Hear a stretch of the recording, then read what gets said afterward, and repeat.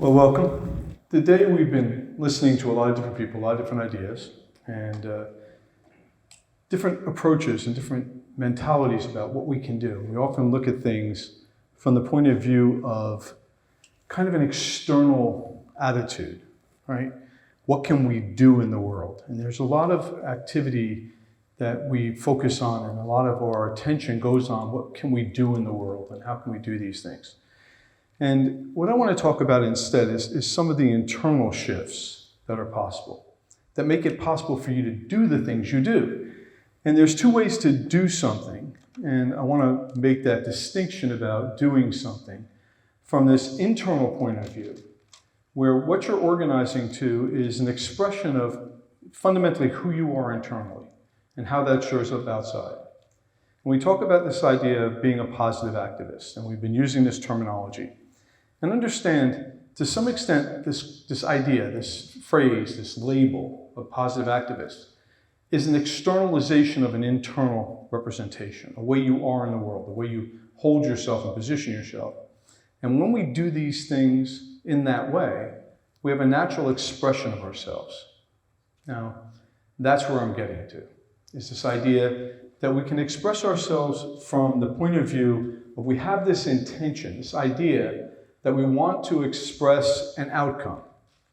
We want to get new business. We want to increase revenues. We want to make new friends. We want to have a better relationship. We have all this want, all this desire to have something occur in the world.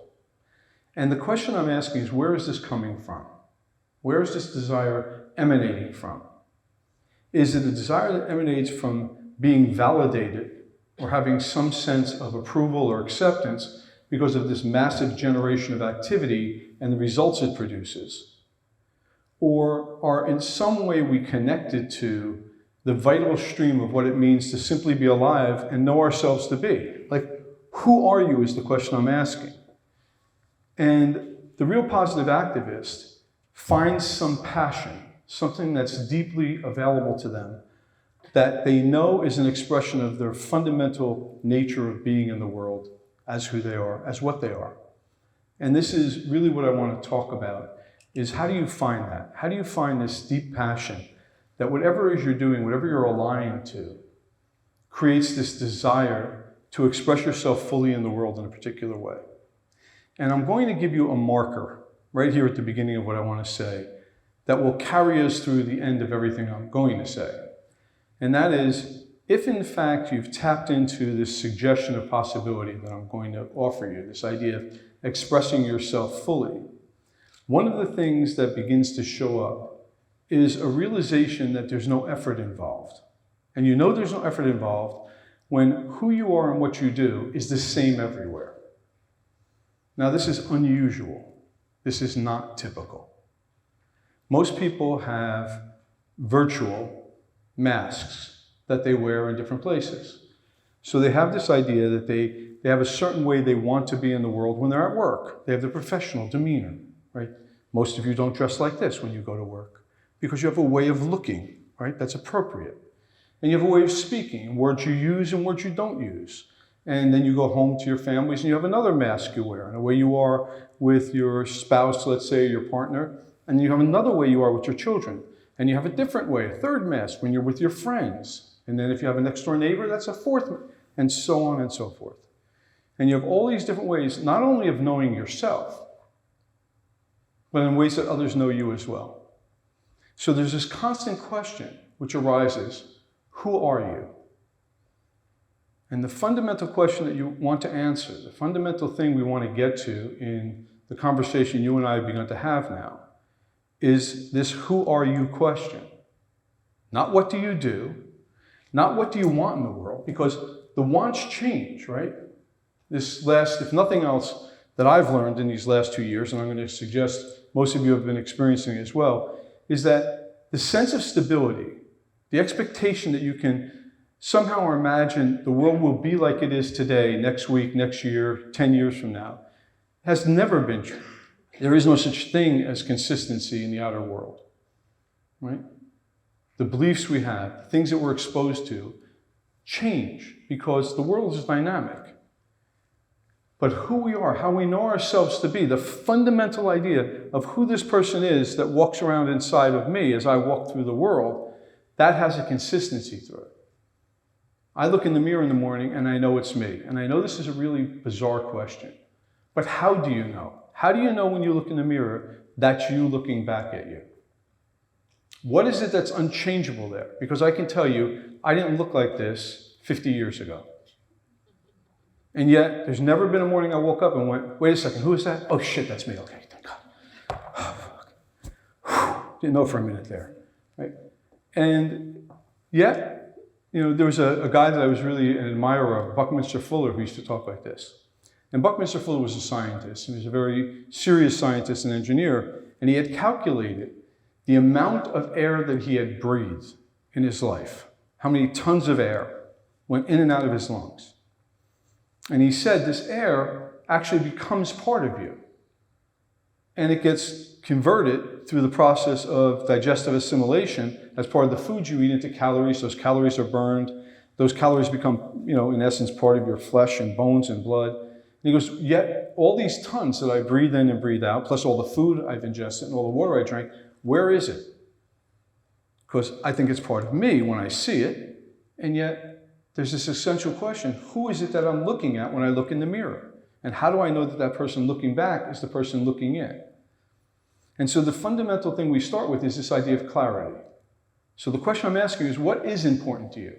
Before you can be a positive activist for something or someone else, before you can generate that kind of respect and interest in what other people might want to commit to themselves, you have to have clarity for yourself.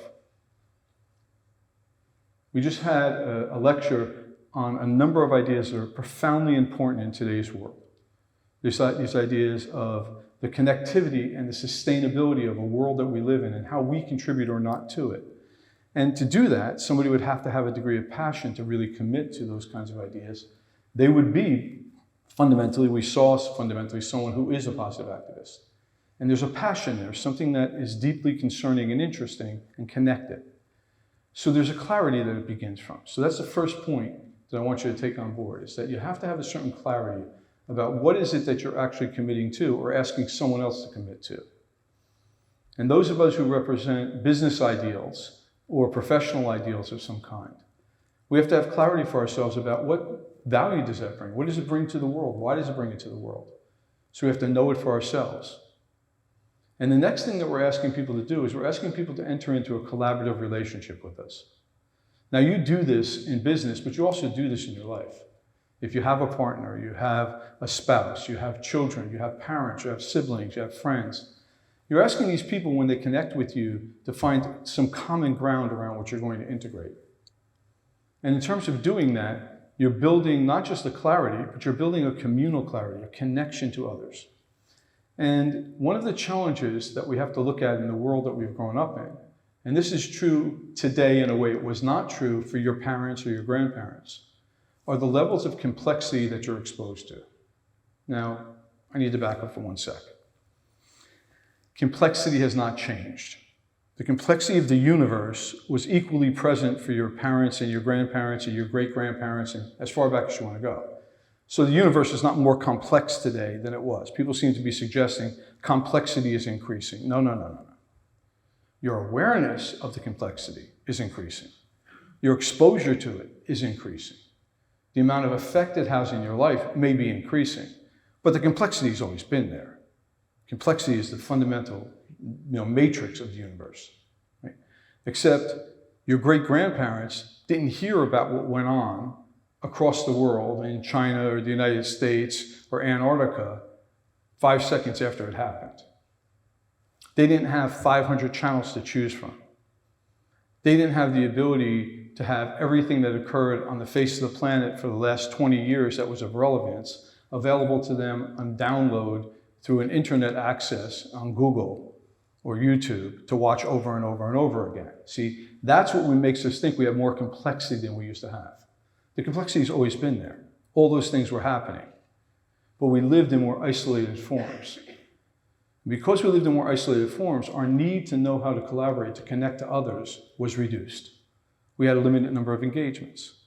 The people that you knew probably were amongst the people that you grew up with and the people that your children knew and your aunts and your uncles knew, and that was it. Circle was contained. Now the circles are huge. Here I am standing in this place. I was in the United States, in Florida, the day before yesterday. I left on Wednesday night, right? And here it is Friday, and I'm standing in another country, rested, slept last night in Denmark, and here to talk to you today. Impossible for my grandparents. No way to be here. So the world shrunk in one generation.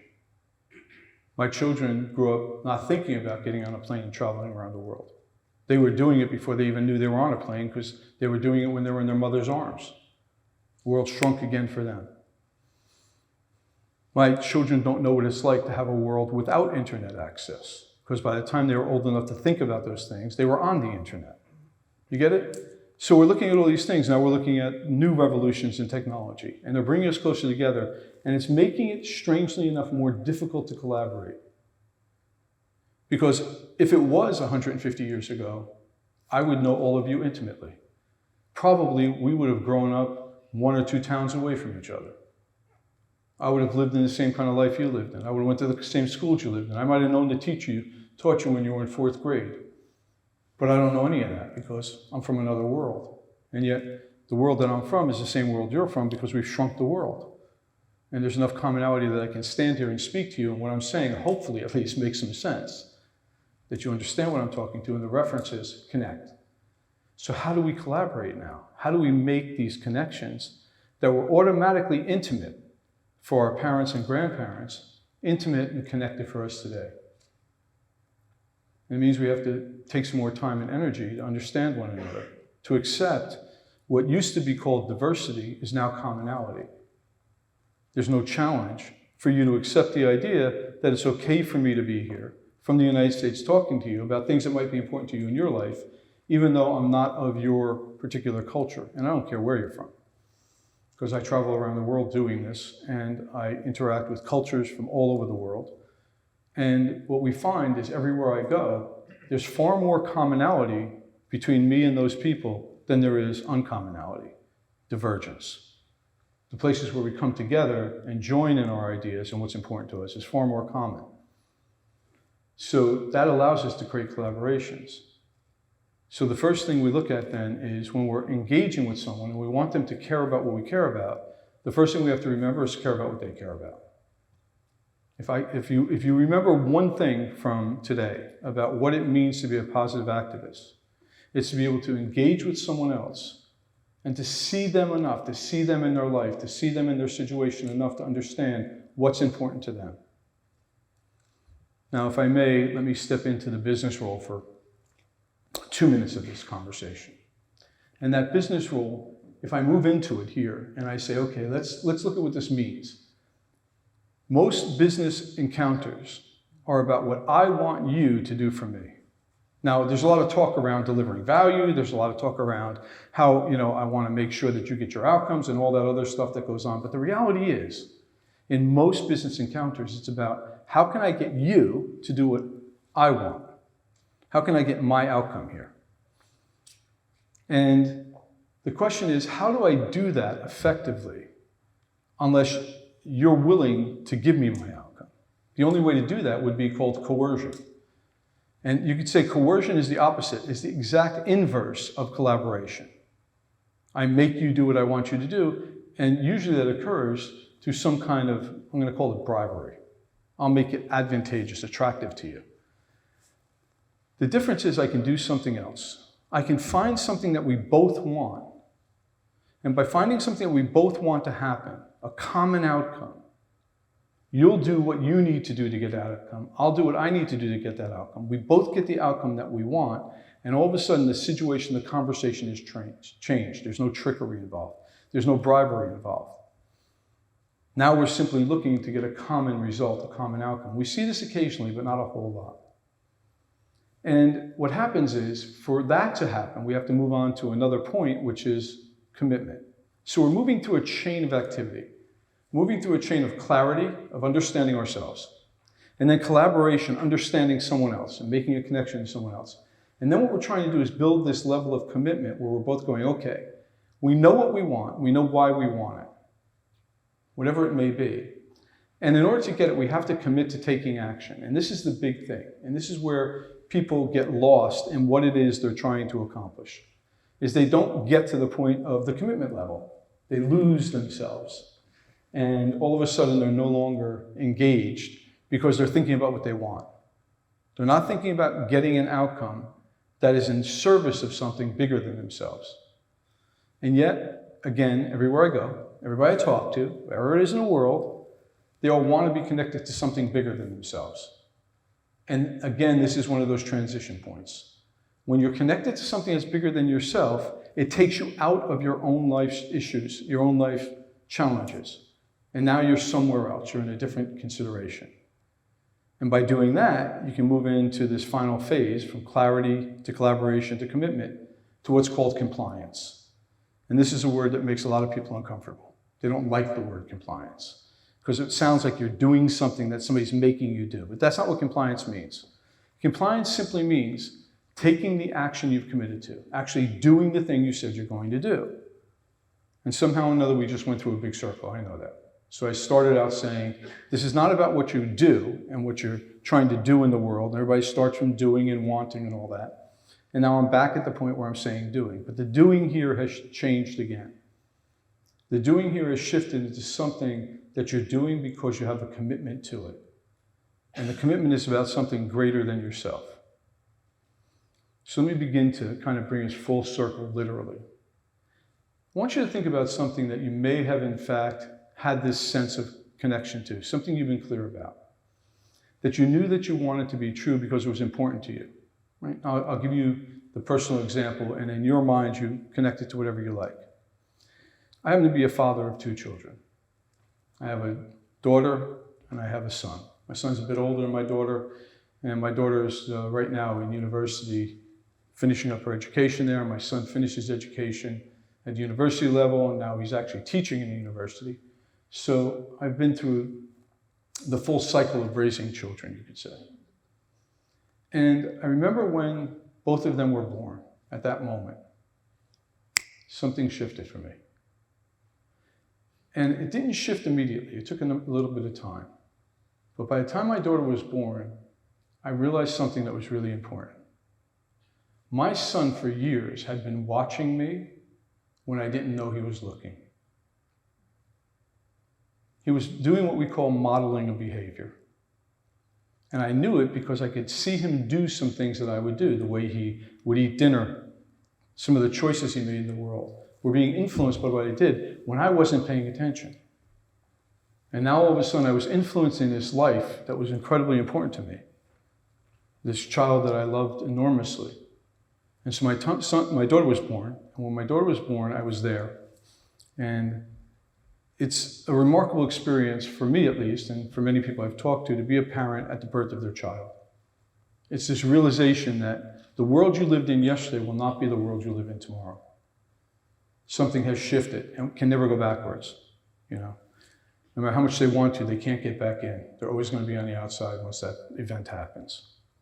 And now they're on the outside, and you're there with them, and you're responsible for them. See, one of the things that you have to know is no matter what you think happened in your life, no matter what trauma you think you've been through in your life, the fact that you're sitting here listening to me, when for at least the first year of your life, somebody cared enough about you to make sure you made it.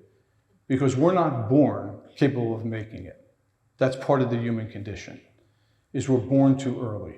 We're not like spiders, you know. Spiders hatch from the egg and they can make a web and they can eat that night. We're born, and if somebody doesn't keep us warm and clean us up and give us food and protect us from the elements and all the other things that can happen to us, we don't make it a week. Forget about sit here in a room decades later. So somebody cared about you enough, and that's what happens as a parent. You see that child, and all of this, if you're present of mind, is also present for you. Somebody, maybe me, has to be responsible for this new being long enough that they can make it on their own. And that takes years and years for human beings. It doesn't happen overnight. So my life's going to be different. And I remember seeing that and I thought, not only is it going to be different, but it's going to be different in such a way that everything that happens for this child, that they reflect that I did or didn't do for them, will become part of their life for the rest of their life. And this year, I became a grandfather. So, first grandchild. And I realized, oh my God, my son is going to pass on to his daughter some of the stuff that he got from me that I didn't even know I was giving him. Hopefully some of it was good stuff. The bad stuff I know about, right? So that's going to happen. And then, oh my God, someday my granddaughter could have a child and she's going to get some of the stuff that she got from her father that he got from me. And that means, oh shit, my father, he gave me stuff that I don't remember him giving me, that I gave to my son, who's now going to give it to my granddaughter, who's going to give it to my great-grandchildren. Oh, damn it! Am I responsible for a whole lot of shit that I didn't actually cause? My dad did it, so it's all my father's fault. That was a great relief. But the point was, I made the decision in that moment when my daughter was born, second child, because I had enough experience at that point to go, I have to decide, who am I going to be? And I made a decision, and other people have heard me, I've said this before, that I had to figure out how could I hold myself to a standard that would be acceptable to me. Not some standard imposed upon me, but one that I felt strongly about. And I went, I'm going to behave everywhere I am. Now, my children are not here today, but everywhere I am, including standing here in front of you, in a way that I would if my children were in the room watching me. And that's influenced so many decisions of mine. Choices that I had to make in the moment about how I would behave and what I would do or what I wouldn't do, as though my children were watching me do it. Because I knew if I didn't do that, if I tried to segregate, well, they're not here so I can get away with this behavior that they'll never see, that I wouldn't want them to see if they were here, because I would forget to behave the way I want to when they were there. So I had to train myself to behave the way I want to wherever I am, to have one Joseph show up all over. And it changed my life. It changed who I knew myself to be. Because I lived my life as though my children were standing in that corner over there, watching me give this speech to you, and they know me. See, you don't know whether or not I'm full of it. You don't know me well enough to know if I'm just saying things that I don't really believe in myself. You don't know me well enough, we're not intimately connected enough to know if you're meeting the real person or if I've developed a stage presence, which I hope will, make me look good to you or something. But they would. And I would have to go back and explain to them why they just saw their father become someone who he's not, if I wasn't who I am standing here.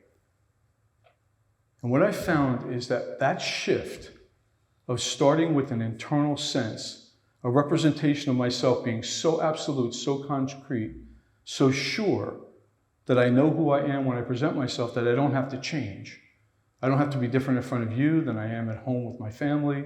I don't have to speak differently to you than I do to my children. I don't have to dress differently than I do when I'm going out to have a meal with friends and family. I can do what I want to do all the time and be myself, and the world will accept me or not, and it doesn't matter because I've learned to accept myself, that I found I have the ability to influence people in a way that I could not before. People, you could say in some regard,